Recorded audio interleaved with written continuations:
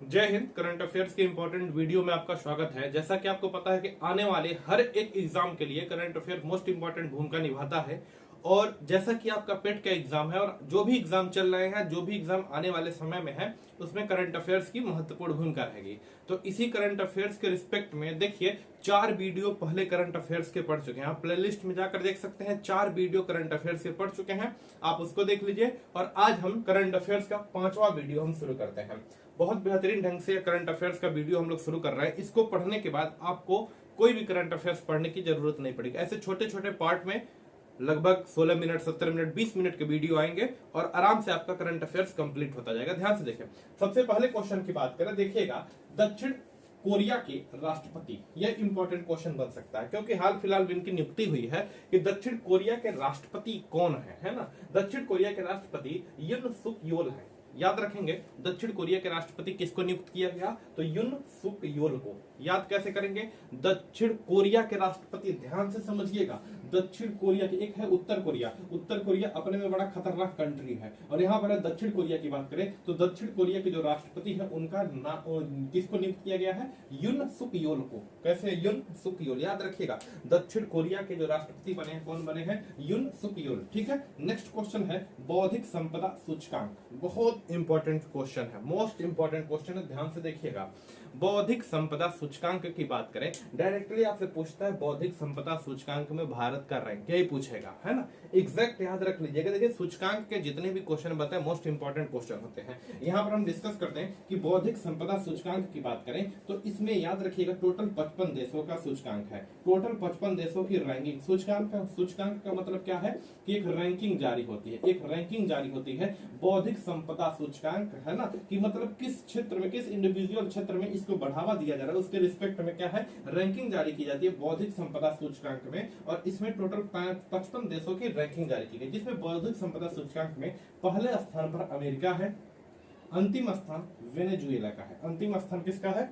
Venezuela का है। और भारत, याद रखिएगा, भारत का जो स्थान है वो 43 यानी कि 43वां स्थान किसका है? भारत का। 43वां स्थान किसका है? भारत का। तो याद रखेंगे बौद्धिक संपदा सूचकांक में पहला स्थान है अमेरिका, 55 देशों ने भाग लिया, 55वां स्थान है वेनेजुएला। और यहाँ पर बात करें 43 रैंक है किसका? भारत का। 43वां स्थान किसका है? भारत का। बौद्धिक संपदा यानी कि भारत किस रैंक पर है? 43। किस पर? 43, है ना। नेक्स्ट बात करें, नेक्स्ट है चंडीगढ़ एयरपोर्ट का नया नाम क्या किया गया? बहुत इंपॉर्टेंट क्वेश्चन है, ध्यान से सुनिए। चंडीगढ़ एयरपोर्ट का नया नाम क्या किया गया है? तो चंडीगढ़ एयरपोर्ट का जो नाम किया गया शहीद-ए-आजम एयरपोर्ट। याद रखिएगा, चंडीगढ़ एयरपोर्ट का जो नया नाम परिवर्तित करके किया गया है शहीद-ए-आजम एयरपोर्ट किया गया है। और याद रखिएगा यह याद रखिएगा भगत सिंह के नाम पर, भगत सिंह के नाम पर, क्योंकि शहीद-ए-आजम किनको कहते हैं? भगत सिंह जी को कहते हैं, भगत सिंह जी को कहते हैं, है ना। हम लोगों का देश कैसा है? भगत सिंह वाला जी देश है ना। याद रखिएगा भगत सिंह जी के नाम पर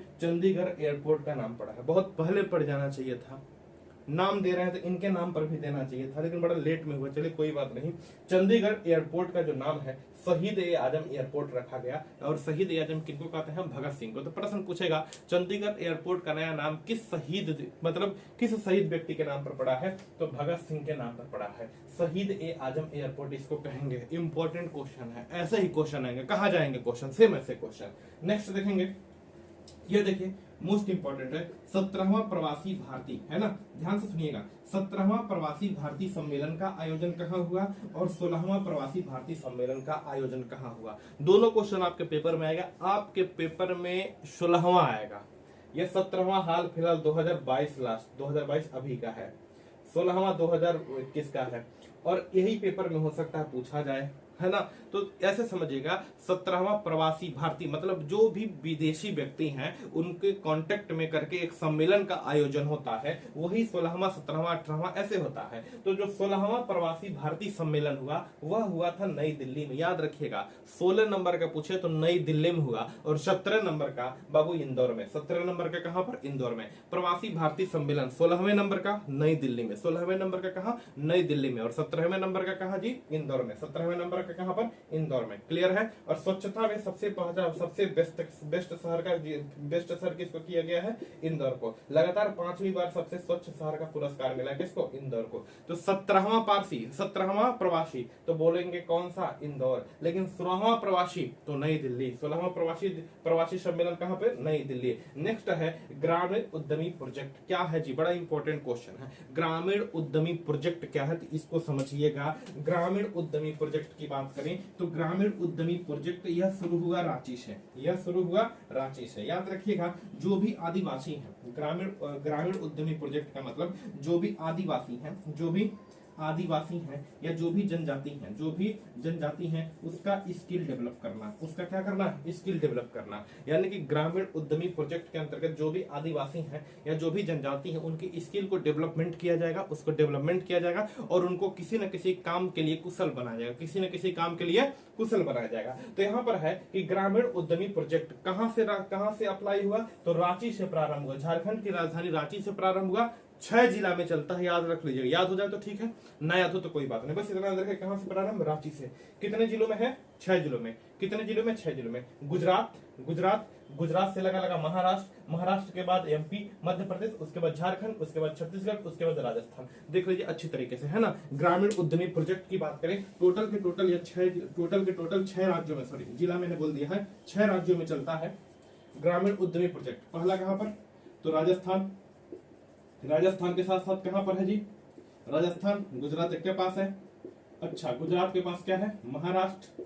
अच्छा, महाराष्ट्र के बाद आप देखेंगे महाराष्ट्र, इसके साथ साथ आप देखेंगे चौथे नंबर पर महाराष्ट्र के थोड़ा सा उधर जाएंगे मध्य प्रदेश के ही पास पड़ता है छत्तीसगढ़, मध्य प्रदेश से ही कटकर बना है। और इसके बाद जो 6वां जिला है वह कौन सा है, झारखंड। 6वां जिला है झारखंड। तो ग्रामीण उद्यमी प्रोजेक्ट जो है, जो 2022 में अप्लाई हुआ, वो झारखंड के रांची से प्रारंभ हुआ। इसमें आदिवासी जो भी है या जो भी जनजाति है उनके दिमाग को डेवलप करना है, उनको स्किल देना है, स्किल डेवलप करना है, वो अपने आप में आत्मनिर्भर बन सके, कोई ना कोई काम कर सके। क्लियर है, तो इसको आप याद रखेंगे। क्लियर। नेक्स्ट है पेपरलेस सरकार किसकी है, पेपरलेस सरकार है। बढ़िया सा क्वेश्चन है, पेपरलेस वाले क्वेश्चन आ रहे हैं पेपर में, ध्यान से देखिएगा।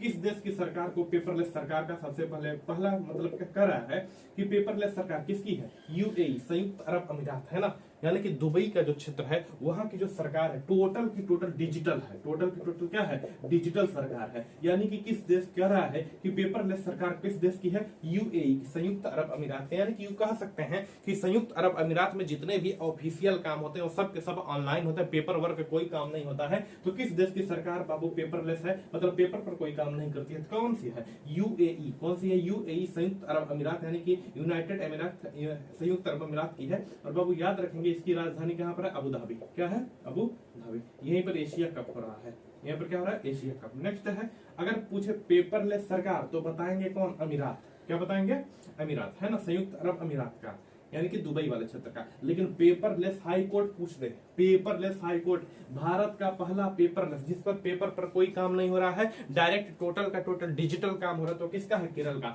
पेपरलेस सरकार, पेपरलेस हाई कोर्ट किस राज्य का है, अपने भारत में, केरल का। लेकिन पेपरलेस सरकार पूछे तो कहाँ का है, दुबई का। पेपरलेस सरकार पूछे कहाँ का है, दुबई का। लेकिन पेपरलेस हाई कोर्ट कहाँ का है, केरल का। कहाँ का है जी, केरल का। नेक्स्ट बात करें यहाँ पर ई कैबिनेट प्रणाली, ध्यान से सुनिए, ई कैबिनेट प्रणाली याद रखेंगे। ई कैबिनेट प्रणाली हिमाचल प्रदेश का है। ई कैबिनेट यानी कि इलेक्ट्रॉनिक से टोटल कैबिनेट को आप कंट्रोल करें, टोटल डिजिटल के थ्रू डिजिटल को बढ़ावा दें इलेक्ट्रॉनिक के रिस्पेक्ट में, तो ही बोला है ई कैबिनेट प्रणाली किस राज्य की है, तो हिमाचल प्रदेश की। ई कैबिनेट प्रणाली किस राज्य की है, हिमाचल प्रदेश की।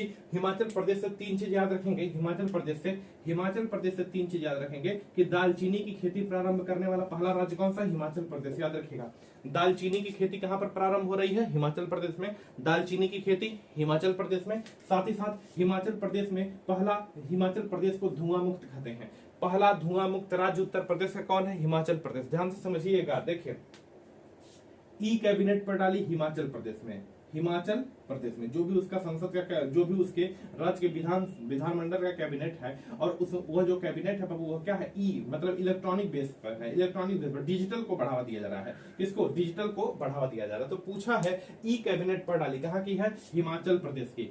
हिमाचल प्रदेश पहला धुआं मुक्त राज्य है। हिमाचल प्रदेश पहला धुआं मुक्त राज्य है, या यूं कहें हिमाचल प्रदेश पहला धूम्रपान मुक्त राज्य है। मतलब हिमाचल प्रदेश में धूम्रपान ना के बराबर है। और याद रखें हिमाचल प्रदेश पहला मतलब सभी घरों में एलपीजी कनेक्शन कहां पर है? हिमाचल प्रदेश में। हिमाचल प्रदेश में एक राज्य है, याद रखेंगे, एक राज्य है, सभी घरों में क्या है? एलपीजी कनेक्शन है, धुआं मुक्त है, एलपीजी कनेक्शन है। और याद रखेंगे धूम्रपान यहाँ पर मुक्त हो गया। धूम्रपान मतलब किसी भी प्रकार के सिगरेट वगैरह नहीं हो रहा है यहाँ पर। कहां पर? हिमाचल प्रदेश एक ऐसा राज्य है जो यह चीजें मिलता है यहाँ पर। अच्छा, पूछे ई विधानसभा कहाँ का है? तो ई विधानसभा वाला राज्य है नागालैंड। लेकिन ई वाहन पंजीकरण पूछे तो उत्तर प्रदेश। ई वाहन पंजीकरण पूछे तो किसको बताएंगे? उत्तर प्रदेश को बताएंगे। उत्तर प्रदेश को बताएंगे। देख लीजिए क्वेश्चन का, जैसे क्वेश्चन पूछेगा वैसे आप आंसर करिएगा। अगर पूछे ई विधानसभा तो नागालैंड, और ई वाहन पंजीकरण उत्तर प्रदेश। ई वाहन पंजीकरण उत्तर प्रदेश है ना। अगर पूछे ई कैबिनेट प्रणाली वाला राज्य कौन सा? हिमाचल प्रदेश। धुआं मुक्त राज्य कौन सा? हिमाचल प्रदेश। एलपीजी युक्त राज्य कौन? युक्त मतलब एलपीजी के सबसे ज्यादा कनेक्शन कहां पर है?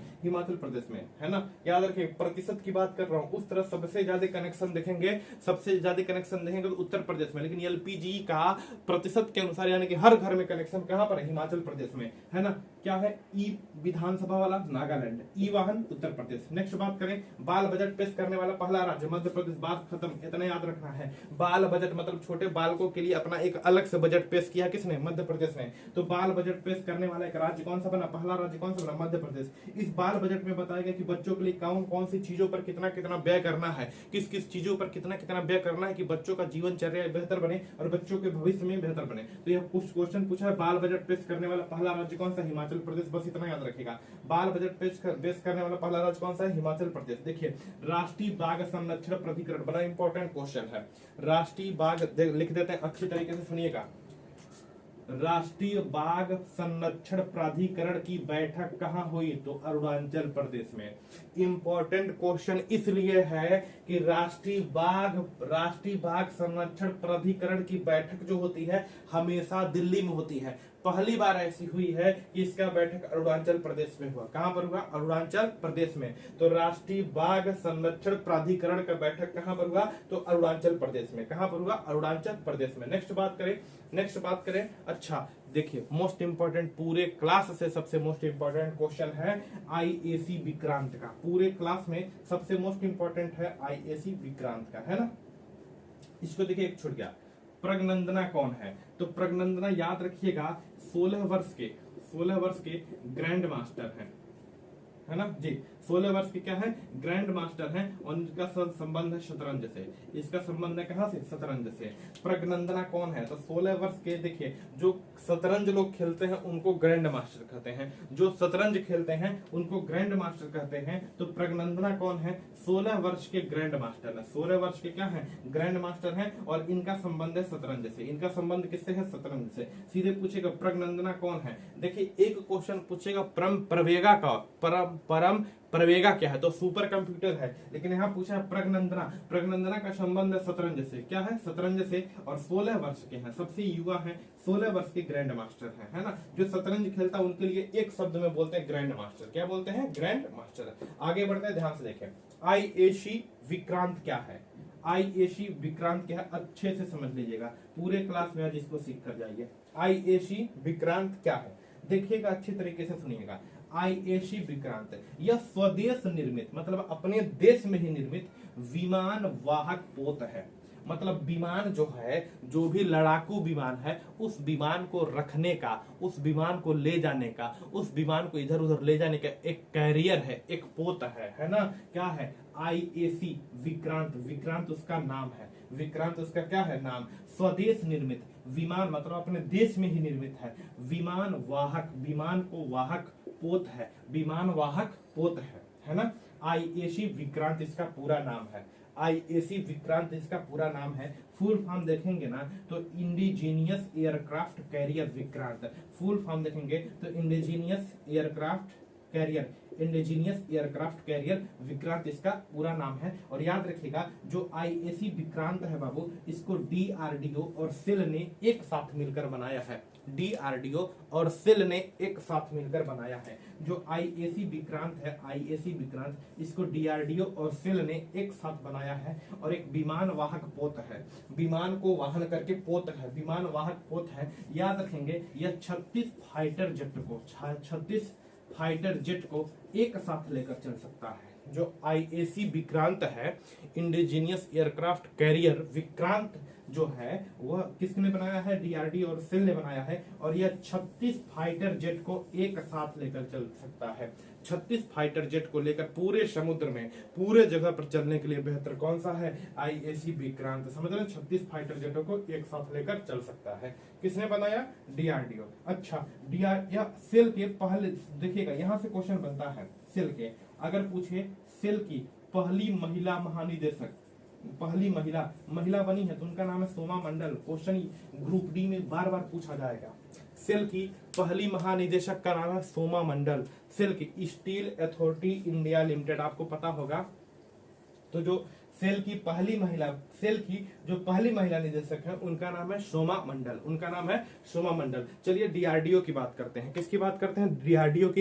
इंपॉर्टेंट क्वेश्चन डीआरडीओ से बनेंगे, ध्यान से सुनिएगा, है ना। एक मिनट,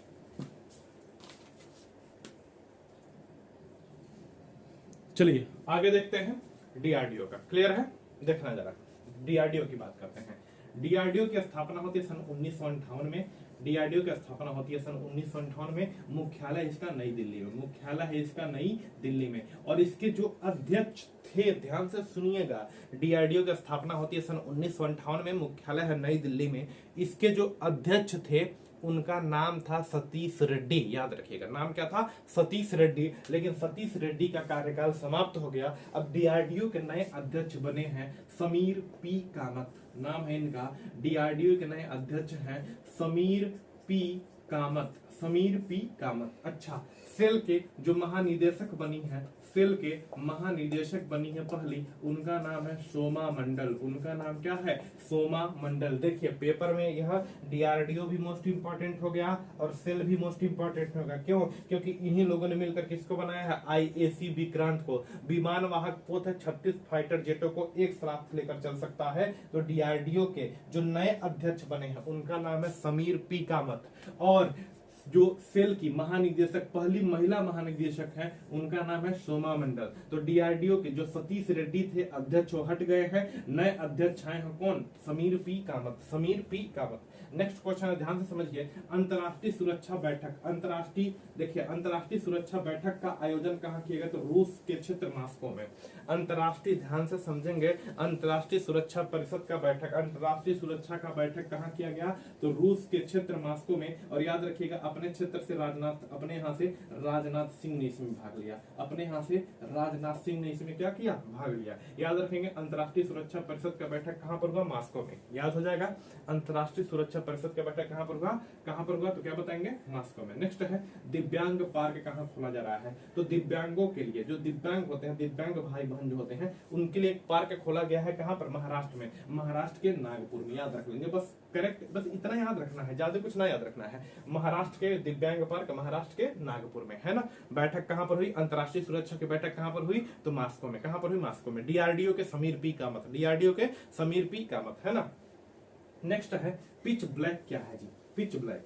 तो याद रखेंगे बाबू, पिच ब्लैक एक वायुसेना का युद्ध अभ्यास है, युद्ध अभ्यास है ना। पिच ब्लैक वायुसेना का युद्ध अभ्यास है। यहाँ मैं आपको बताता हूँ क्योंकि पेपर में यहाँ से क्वेश्चन बनता है ना। देखिएगा, बढ़िया से लिख देता हूँ। Pitch black, pitch black, pitch black क्या है? तो वायुसेना का, जो वायुसेना हमारी होती है, थल सेना, वायुसेना, इसमें से वायुसेना का युद्ध अभ्यास है, युद्ध अभ्यास है। मतलब इसमें टोटल 17 देश भाग ले रहे हैं। टोटल 17 देश की वायुसेना भाग ले रही है। टोटल 17 देश की वायुसेना भाग ले रही है और इसका आयोजन हो रहा है ऑस्ट्रेलिया में। ऑस्ट्रेलिया की एक जगह है डार्विन और इसी डार्विन में इसका आयोजन हो रहा है पिच ब्लैक का। तो पिच ब्लैक क्या है? तो एक युद्ध अभ्यास है। क्या है? युद्ध अभ्यास है। इसमें 17 देशों की वायुसेना भाग ले रही है और यह पिच ब्लैक युद्ध अभ्यास जो है इसका आयोजन हो रहा है ऑस्ट्रेलिया के डार्विन में। ऑस्ट्रेलिया के डार्विन में, बस इतना याद रखना है। 17 देशों की वायुसेना। नेक्स्ट समझ गए? 17 देशों की वायुसेना ऑस्ट्रेलिया के डार्विन में इसका आयोजन हो रहा है। विन वैक्स क्या है? तो विन देख लीजिए, विन वी से होता वियतनाम, विन से होता वियतनाम और बी से होता क्या? भारत। यानी कि भारत और वियतनाम के बीच एक युद्ध अभ्यास है। भारत और विन ऐसे पढ़ेंगे ना, विन वैक्स देख लीजिए, विन वैक्स। तो वी से ले लीजिएगा वियतनाम, क्या ले लीजिएगा?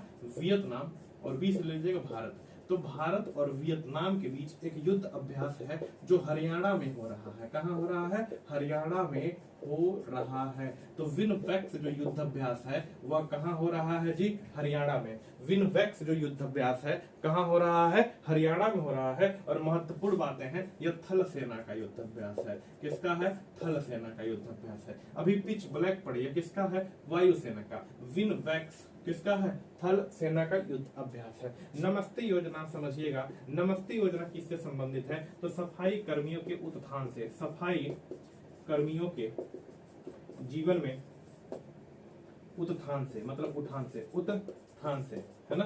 सफाई कर्मियों के जीवन में उत्थान से, सफाई कर्मियों के जीवन में उत्थान से। एक क्वेश्चन और पूछेगा, आकांक्षी जिला किसे घोषित किया गया? आकांक्षी जिला किसे घोषित किया गया? आकांक्षी जिला किसे घोषित किया गया? यह आकांक्षी जिला, सबसे बेस्ट जिला यूं कह सकते हैं कि सबसे आकांक्षी जिला किसे घोषित किया गया? याद रखिएगा, हरिद्वार को। किसको घोषित किया गया है? हरिद्वार को। और एक घोषित किसने किया? नीति आयोग ने। किसने घोषित किया है? नीति आयोग ने। याद रख लेंगे, आकांक्षी जिला किसको घोषित किया गया है? तो हरिद्वार को घोषित किसने किया? नीति आयोग ने। याद रखिए, आकांक्षी जिला हरिद्वार को घोषित किसने किया? नीति आयोग ने। तो छोटा छोटा इंपॉर्टेंट टॉपिक है, आप ऐसे तैयार करेंगे 20 क्वेश्चन 25 क्वेश्चन तैयार हो जाएगा। ज्यादा थोड़ा ना पढ़ना होता है, करंट अफेयर बस इतना ही पढ़ना है ना? चले बाकी कल करते हैं। Thank you.